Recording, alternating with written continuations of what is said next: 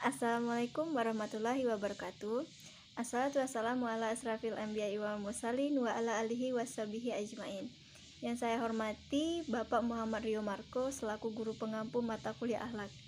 Baiklah, perkenalkan nama saya Yolanda Diputri. Saya dari kelompok 2 akan menjelaskan hasil dari resume makalah saya yang berjudul Faktor-faktor yang mempengaruhi akhlak. Baiklah, sebelum kita masuk ke materi yang berjudul faktor-faktor yang mempengaruhi akhlak, ada baiknya saya jelaskan pengertian akhlak sedikit ya. Akhlak itu secara istilah adalah sebuah sifat seseorang di mana sifat ini tertanam sejak lahir hingga dia meninggal nanti. Saya tidak begitu banyak menjelaskan pengertian akhlak karena pengertian akhlak sudah dijelaskan oleh kelompok yang sebelum saya. Kita langsung masuk ke faktor-faktor yang mempengaruhi akhlak ya. Di sini ada 6 faktor yang mempengaruhi akhlak. Yang pertama adalah faktor insting. Faktor insting ini adalah sebuah kemampuan seseorang di mana dia melakukan sesuatu atau melakukan kegiatan tanpa ia harus berpikir terlebih dahulu.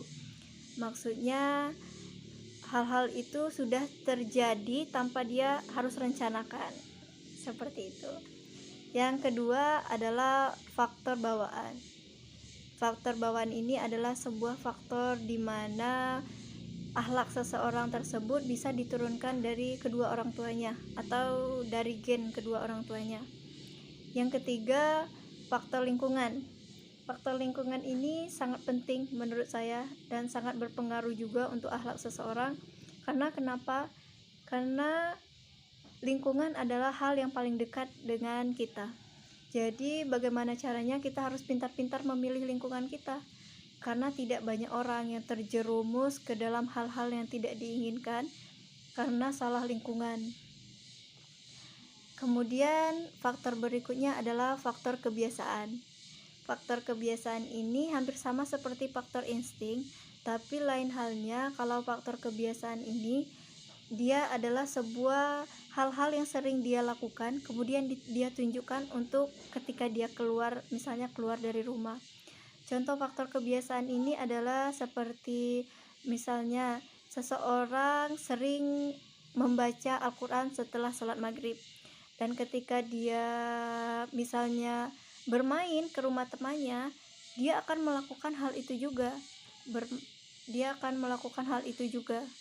Atau mencium tangan sebelum pergi atau mencium tangan sebelum keluar rumah.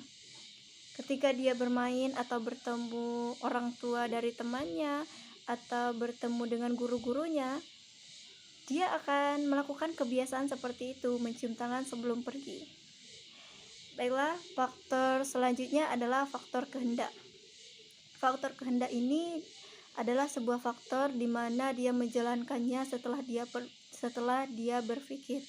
Maksudnya dia telah memikirkan faktor ini.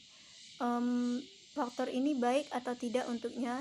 Faktor ini mampu membuat dia menjadi pribadi yang lebih baik lagi atau tidak. Baiklah, selanjutnya adalah faktor pendidikan. Ini faktor yang terakhir.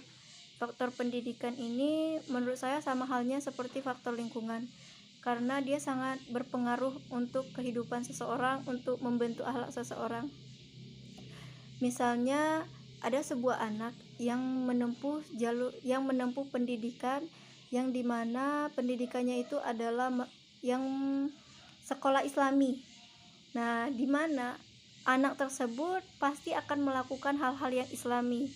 Dia akan menjalankan hal-hal yang Islami seperti yang diajarkan oleh pendidikan, seperti yang diajarkan oleh sekolahnya tersebut.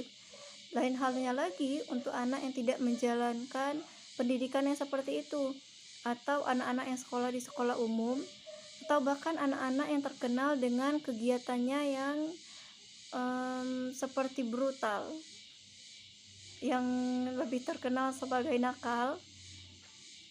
Nah, dari itu anak-anak tersebut akan membentuk akhlaknya mengikuti dengan kegiatan atau kebiasaan-kebiasaan di sekolah tersebut.